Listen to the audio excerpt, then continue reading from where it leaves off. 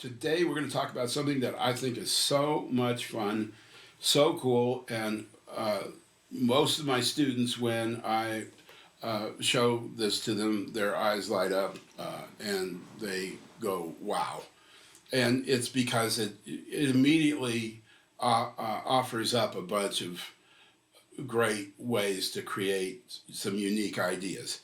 The concept is called tagging tones, and it's something I came up with very accidentally, like a lot of things that happen in my life. And but this one really works well, and so we'll just get right into it. First, I want to preface with, for those of you who don't know me, I'm a fanatic for my students to take the major pentatonic scale up and down the neck, doing sequences from each of the 5 shapes, which I tag those shapes in relation to their scale degree. So today we're using C major pentatonic. That would be root shape, second shape, third, fifth, and sixth, which we all know probably is our very first scale to ever learn. So I'm only bringing this up because when I work with my students, we think major / minor. So C major, A minor, pentatonic are the exact same scale, just starting on different notes. Okay? But in the context of this, in tagging tones, we're going to think in minor pentatonic exclusively. And you'll probably understand why very quickly, but I'll, of course, show you why we're thinking that way in this context. So we do our sequences up and down the neck. My advanced students, intermediate students, we do them in all directions, sequences of 4s, 6s, 8s, 10s, 12s, odd time sequences when you get more advanced, 5s and 7s and 9s, and we do compound sequences where we mix like 5 and 4. So we got 9, 8, and we'll take those ideas.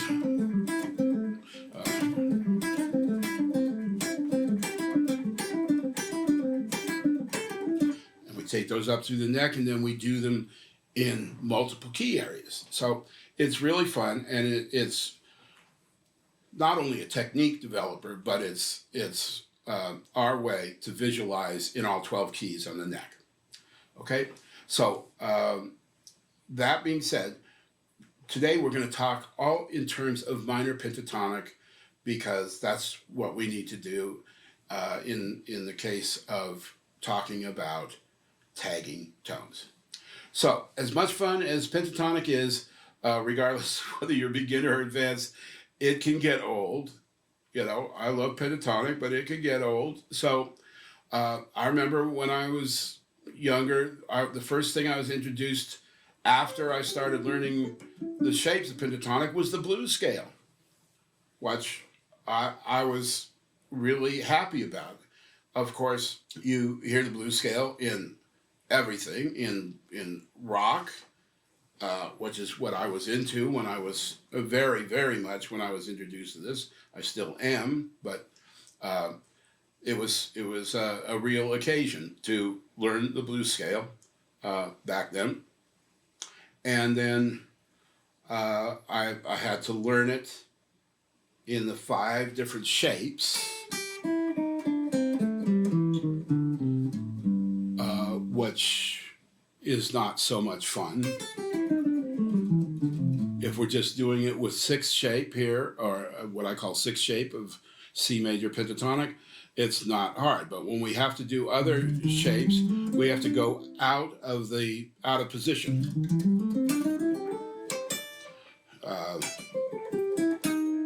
Right? Okay, so, but I did it, and I'm glad I did. For those of you who are maybe procrastinating about learning the blues in all 5 shapes, it's really to your advantage. There's just things that you can't do otherwise. If I just, here's the blues in this shape of pentatonic, major, minor. Well, you can't do that here. You can do it from this shape or this shape, but not from here.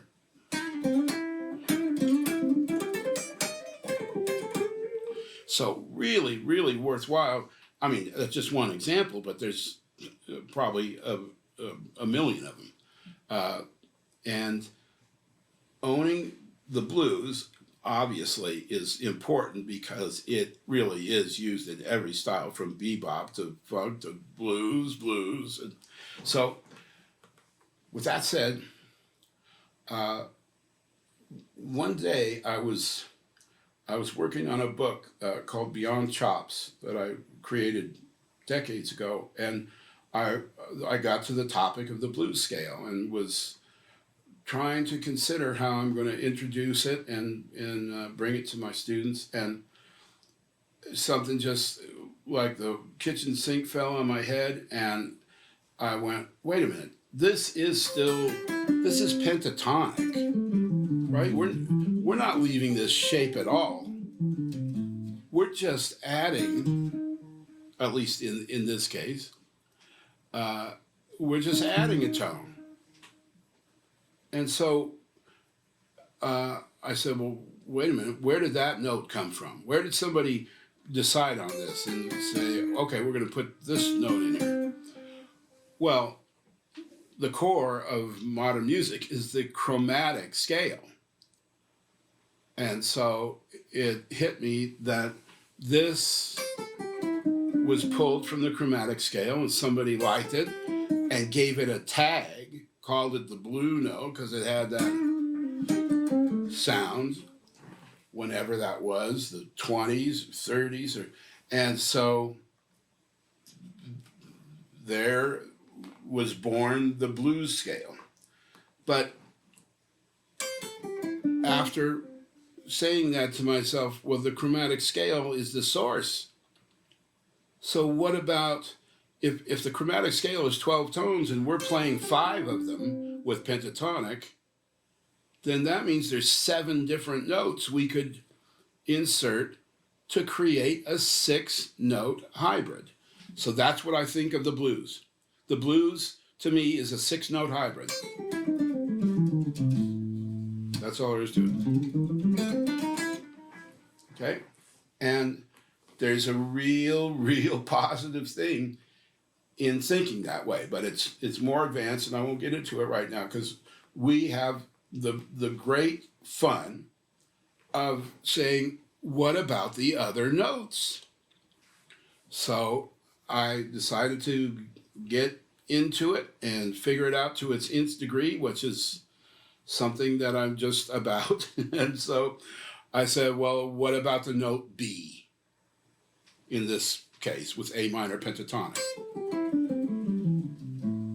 So we know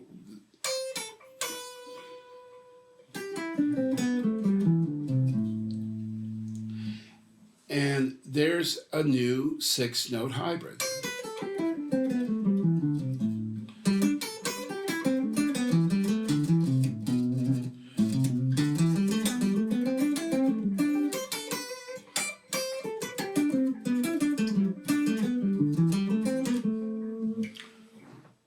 So this brings me to something that's really important to talk about, is that the blues scale isn't just cool because of the notes that are in it.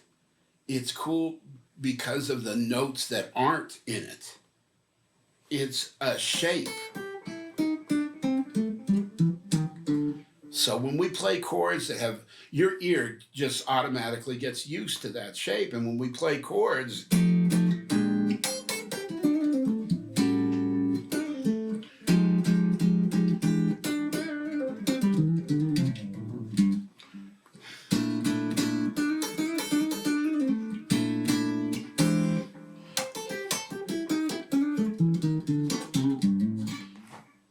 ears just going, okay, okay, I could do. And just do the blues scale over it. So that's what's going on. It's a shape. So what I'm trying to get at, I'll repeat it. What's also important about the blues scale is not the notes itself, but also what is not added.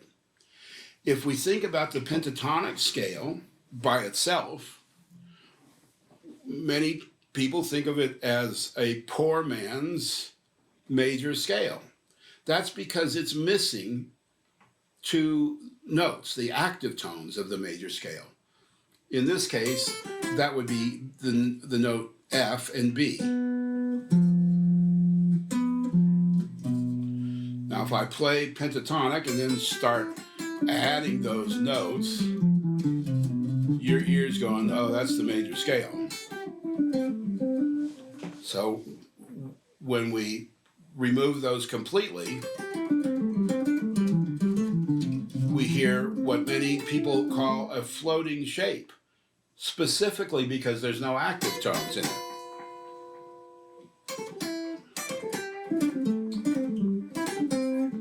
Okay, so that's what's going on with the blues scale.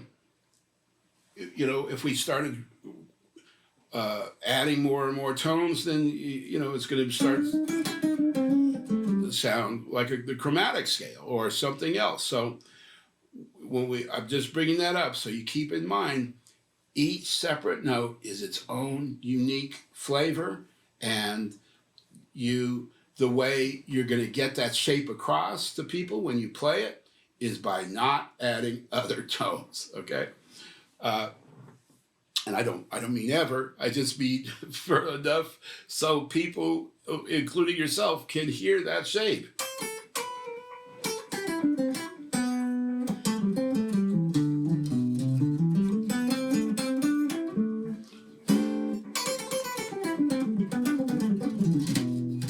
Okay,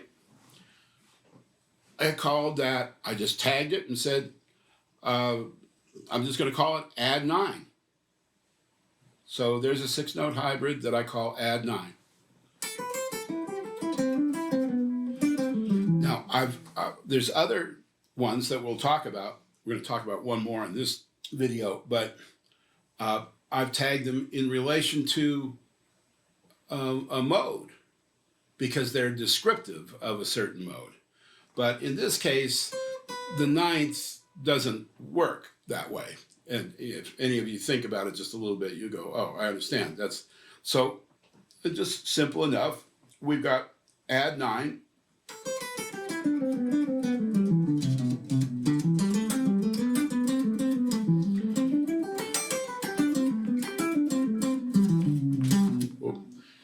Add an extra note there, and that takes away from the shape. Okay, so much fun.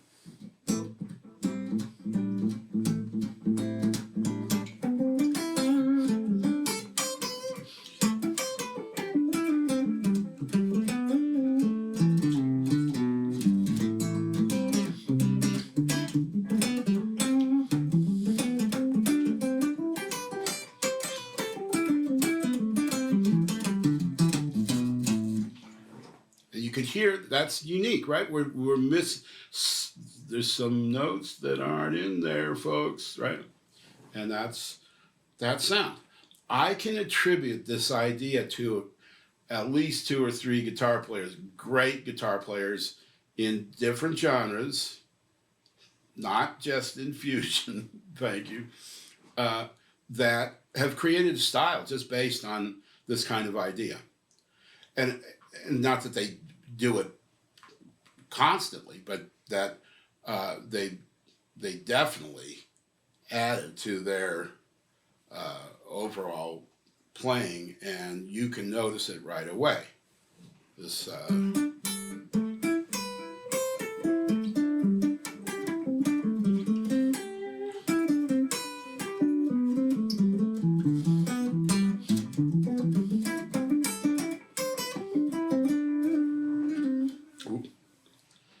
okay, so there's Add9. we're going to do one more in this video. I'm going to do another video on the other 4. But this next one, we add the note F sharp. So we've got pentatonic, and we're adding this note, F sharp.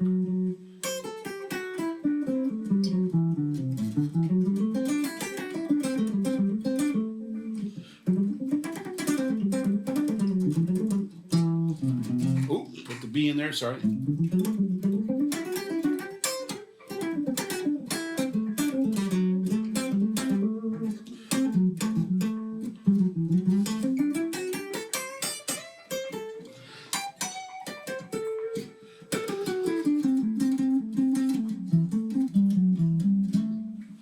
Okay, I call that Dorian shape. So it's a 6-note hybrid that I tagged Dorian. So let's think about that for a second. Why would I do that? We're using A minor pentatonic and F sharp. That's descriptive of G major. And if we've got A in the bass here, there's the Dorian scale, isn't it? It's G major scale starting on A. So F sharp is what's descriptive. Everything else could be the same as the C major scale. It's either the note F or the note F sharp. And in this case, it's F sharp. That means Dorian to me. So there's our tag.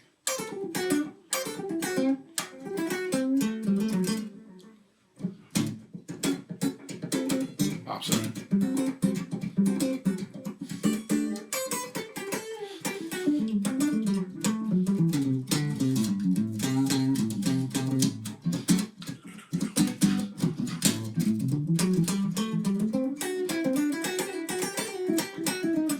I'm sorry, I keep adding a blue note or chromatic tone, but you get the idea.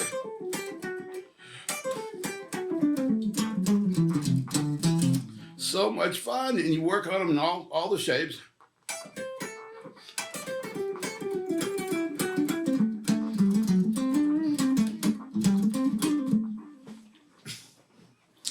All right, so have fun with these.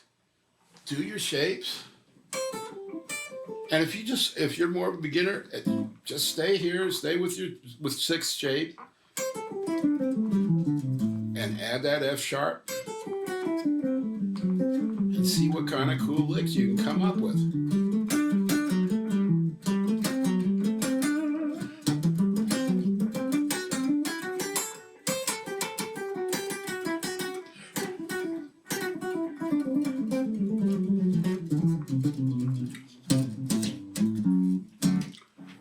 And then try it with the 9th.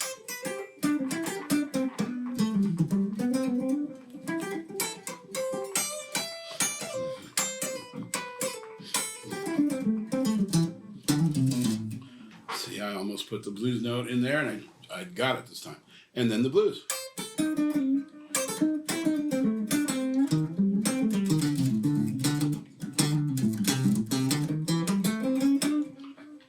Okay. So 6-note hybrids, very simple concept.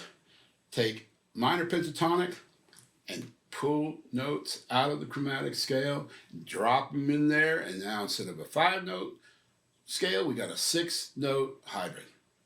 And every one of them is useful. Absolutely.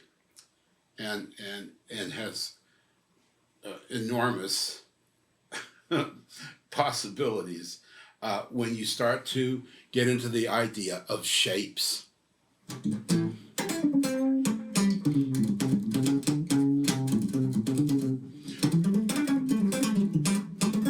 That's another one.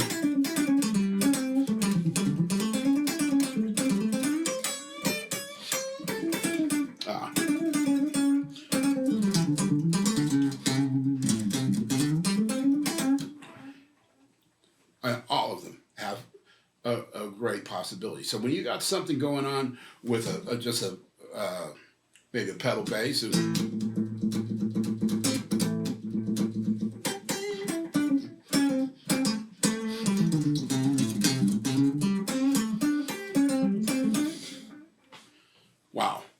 things you can do.